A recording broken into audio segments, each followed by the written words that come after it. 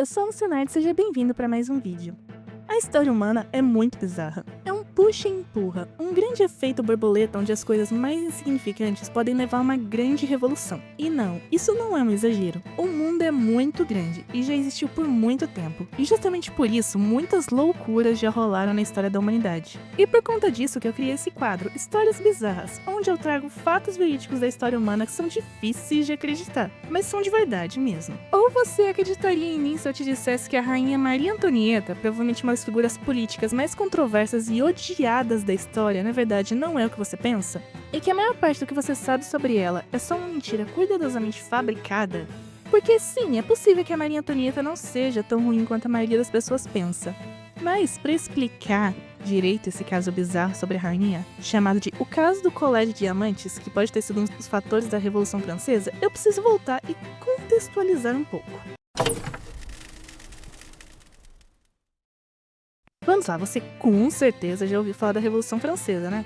É um dos eventos mais estudados da história moderna, e um período muito difícil de se explicar ao mesmo tempo. Mas é universalmente visto como um período de revolução, um período das massas exploradas se cansando do abuso da nobreza e da burguesia, e lutando até a morte para trazer a democracia para a França. Então é visto como um período feliz da história, apesar de tudo, mesmo que seja um tempo de guerra e de morte, a revolução é lembrada como um momento de glória e o triunfo do povo contra um sistema injusto e corrupto. Só que a história, para o bem ou para o mal, raramente é tão preta no branco.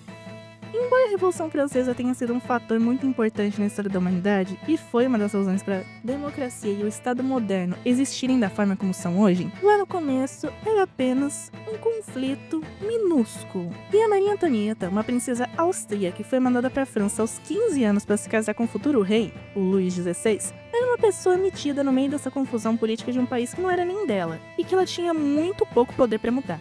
Porque, veja bem, o povo da França nesse período sofria por conta dos impostos abusivos da coroa francesa. Isso fez com que o povo passasse a odiar a família real, e também os nobres e os burgueses, que eram classes privilegiadas que eram isentas de imposto. Todo esse ódio, toda essa desilusão se manifestaram entre os trabalhadores da França na forma de notícias maldosas sobre o rei e a rainha, seja no jornal ou no boca a boca. Algumas dessas notícias eram verdadeiras, e outras não passavam de boatos inventados para sujar ainda mais a imagem da corte francesa. Sim, basicamente eram como as fake news de hoje em dia que as suas tias repassam no Zap Zap. Pois é, por incrível que pareça, o hábito de inventar notícias falsas por razões políticas não começou com a internet. Muito antes, desde que os seres humanos existem, nós inventamos coisas só para poder justificar o ódio que temos de alguém, ou para poder forçar alguém a concordar com a nossa visão sobre alguma coisa. Por exemplo, você com certeza já deve ter ouvido aquela famosa frase: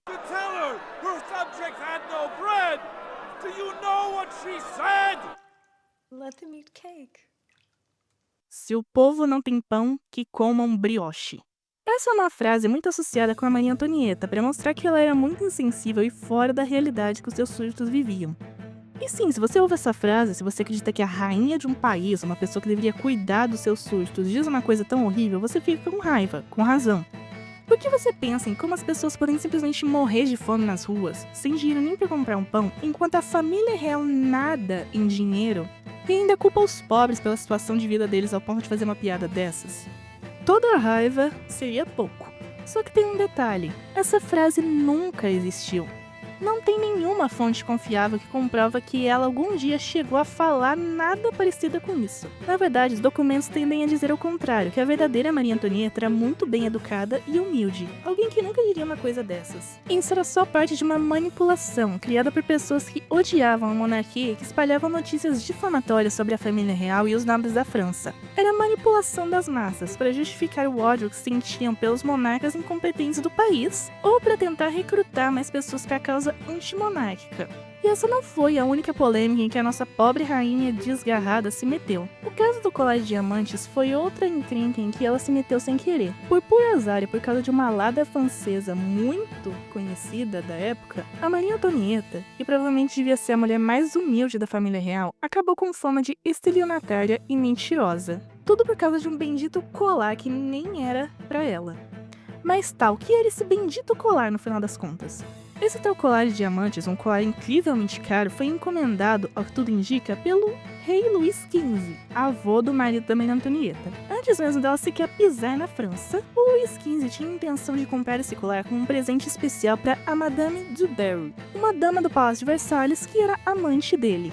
Ele encomendou de alguns joalheiros da região, que gastaram muito tempo e dinheiro para conseguir o que o rei queria, e por fim criaram esse colar feito de 17 diamantes, que estima-se que valeria em torno de 17 milhões e meio de dólares, que convertendo seria quase 100 milhões de reais. Ou seja, os caras investiram muito nesse presente. E parecia que daria tudo certo, só que, antes que eles pudessem entregar o presente, o rei Luís XV morreu de uma crise de varíola, sem nunca conseguir pegar a joia. E a tal du Barry, a que ganharia o colar, abandonou o palácio depois da morte do rei. Então, os criadores do colar nunca receberam o dinheiro que eles deveriam receber por criarem essa afronta à natureza. Sério, imagina você ser esses caras. Você tava todo feliz achando que ia vender alguma coisa para o rei de todas as pessoas, uma venda que podia mudar o seu futuro para sempre, só pra, por completo azar, nunca receber o dinheiro porque o rei morreu antes de pagar. E óbvio que não foi barato fazer o colar. Os dois joalheiros, se não recebessem, podiam ir à falência. Obviamente os caras ficaram desesperados para revender o colar, senão o sustento da vida deles podia ir pela guilhotina igualzinho a família real. Hashtag humor, né? Querendo revender o colar de qualquer jeito, os joalheiros tentaram oferecer o colar para os novos rei e rainha da França, Luís XVI e a Maria Antonieta, para ver se eles gostariam de reaver a joia. Mas os dois não estavam nem aí para isso. Até corre um boato, que eu não sei se é verdade ou não, de que o Luís XVI até tivesse se oferecido para pagar o colar se a Maria quisesse. Mas a jovem rainha teria se recusado a aceitar o presente assim que ela descobriu que era para ser um presente para a amante do rei. O que é compreensível, né? Imagina aceitar um presente que não é só nem de outra pessoa, mas é o presente da amante do avô do teu marido. Eu também ia achar muito esquisito. Sem surpresa nenhuma, a Maria Antonieta não achava que esse colar era problema dela e simplesmente recusou esse presentinho de grego. Só que o Charles e o Paul não pararam de encher o saco da rainha. Eles continuaram a oferecer o colar para ver se ela escolhia comprar, o que ela recusou todas as vezes. Eles tentaram para ela a primeira vez em 1778, quando o rei quis dar de presente para a esposa, mas ela recusou. Depois ofereceram de novo para ela em 1781, quando o Luís José, o filho deles, nasceu, para celebrar o nascimento do menino. A rainha só mandou eles irem passear outra vez. E ainda assim eles continuaram até 1785, quando a Maria Antonieta aparentemente mudou de ideia e assinou um documento confirmando a compra do colar dos dois joalheiros em nome da rainha da França. Os caras praticamente pulando de alegria mandaram a encomenda para Maria Antonieta e esperaram o dinheiro voltar como de praxe. Só que... o dinheiro absurdamente gigante que eles deveriam receber nunca chegou. Sem dinheiro e agora sem o colar, os dois homens acabaram entrando em falência por causa disso. Quase que explodindo de raiva, os caras acusaram publicamente a rainha de fraude por nunca ter pegado o colar. E a Maria Antonieta, enquanto isso, ficou quieta na dela, jurando de pé junto que nunca nem tinha pedido o colar, nem recebido nada pelo correio, portanto ela não tinha obrigação nenhuma de pagar nada pra ninguém. É claro que, sendo a Maria Antonieta uma pessoa tão importante como ela era, nunca que os joalheiros poderiam fazer nada demais contra ela. Então mesmo com eles acusando a rainha, nunca aconteceu nada com ela. Mas por mais impune que ela tenha ficado, muita gente acreditava de verdade que ela tinha feito isso. E a pouca credibilidade que a Maria Antonieta tinha entre o povo só despencou ainda mais, com todo mundo acreditando que a rainha havia roubado dos próprios súditos, além de usar dinheiro dos impostos da França para supostamente bancar um estilo de vida luxuoso para si mesma. Essa notícia, entre outras fofocas maldosas, transformaram a Maria Antonieta numa mulher odiada e possivelmente ajudaram a Revolução Francesa a acontecer, já que todos os esforços para livrar o país dos nobres tinham como combustível a raiva e o ódio contra essas pessoas. Só que esse capítulo sombrio da história fica ainda mais complicado quando você percebe como a manipulação da mídia e dos jornais da época colaborou para que as coisas chegassem a esse ponto. Porque os historiadores, depois de estudar muito, sem a vista enviesada das pessoas da época, chegaram à conclusão que, contra todas as probabilidades, a rainha era realmente inocente desse caso. Uma criminosa conhecida como Jeanne de Valois de Saint-Remy, ou Jeanne de Lamotte, tinha roubado o colar numa tentativa de ganhar poder e dinheiro. Essa mulher, a Jeanne, era casada com um soldado da guarda do rei, o conde Nicolau de Lamotte. Só que ela também era amante de um tal cara chamado Cardeal de Rohan, um ex-embaixador. E o que esse cara tem a ver com essa história? Bem, ele não tinha nada a ver com isso, se não fosse por um pequeno detalhe. Alguns anos antes, ele tinha trabalhado como embaixador francês em Viena, o país natal da Maria Antonieta. E enquanto ele estava em Viena, ele foi extremamente rude e mal educado com todo mundo, inclusive com a imperatriz da Áustria, a Maria Teresa, a mãe da Maria Antonieta. Então as duas Marias odiavam pra caramba esse cara, não queriam ver ele nem pintado de ouro. E a Jeanne sabia disso, por isso ela resolveu manipular esse cara, que ela já sabia que era inimigo jurado da rainha. Ela se aproximou do cara, metendo uma de que era a melhor amiga da Maria Antonieta, e assim os dois começaram a trocar cartas um com o outro e eventualmente se tornaram amantes. A Jeanne mentiu que poderia repassar cartas que o Rohan escrevesse pra rainha, e o Rohan caiu nessa. Funcionava assim, ele escrevia cartas pra Maria Antonieta e entregava pra Jeanne. A Jeanne forjava respostas escrevendo cartas ela mesma e entregando pra ele de volta, fingindo que era da rainha. A Jeanne escrevia de uma forma muito mais apaixonada, o que fez o pobre coitado se convencer de que Maria Antonieta estava apaixonada por ele.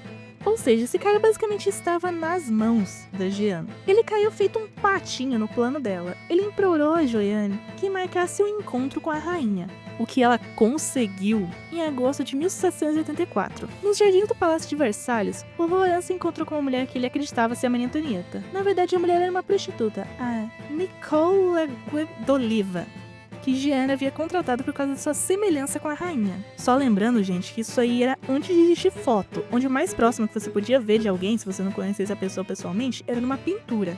Então era muito fácil de se passar por alguém. O pobre coitado foi tão manipulado que ele acreditou de verdade que ele era amante da Maria Antonieta. E a Jeanne se aproveitou disso. Ela pediu muito dinheiro pra ele, dizendo que era pro trabalho de caridade da rainha. Com esse dinheiro, a Jeanne conseguiu mudar de vida, basicamente. Era muito dinheiro, o bastante para ela conseguir frequentar lugares da alta sociedade, fingir ser rica e famosa e tal. E foi assim que a Jeanne acabou chegando até o colar. Assim que ela descobriu sobre ele, ela escreveu pro Rohan, dizendo que a rainha queria muito comprar esse colar de diamante de forma anônima e que era para ele comprar em nome dela.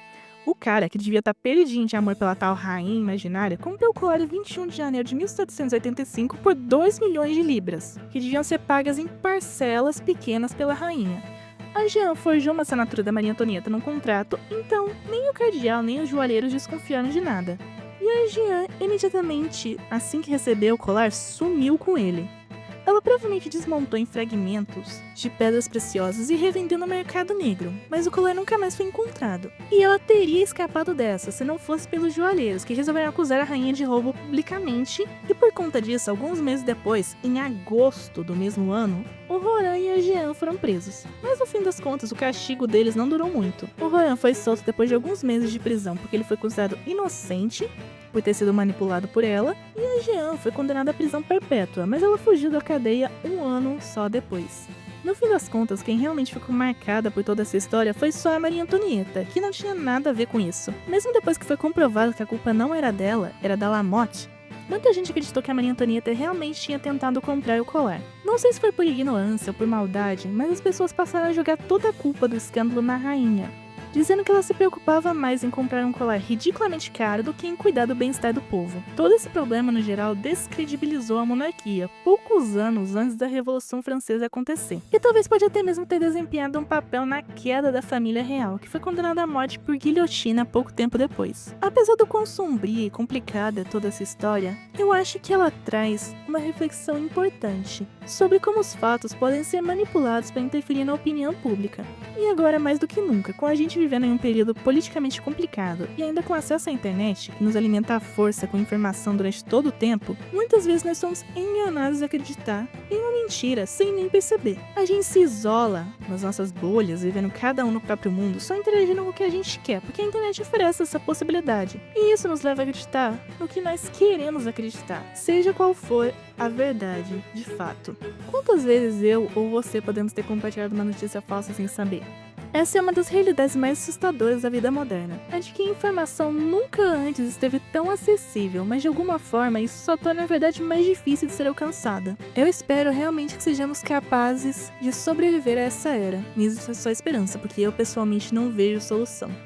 Isso é tudo por hoje. Curta, comenta e compartilha. Se gostou desse vídeo, assista os outros vídeos da minha série sobre histórias reais bizarras. Obrigada de coração por assistir até aqui. Sai vídeo novo todo domingo às 10 horas da manhã e shorts dia sim, dia não. E até nos vemos de novo na semana que vem, nessa mesma hora e nesse mesmo canal. Moça Nerd desliga. Tchau. Sim.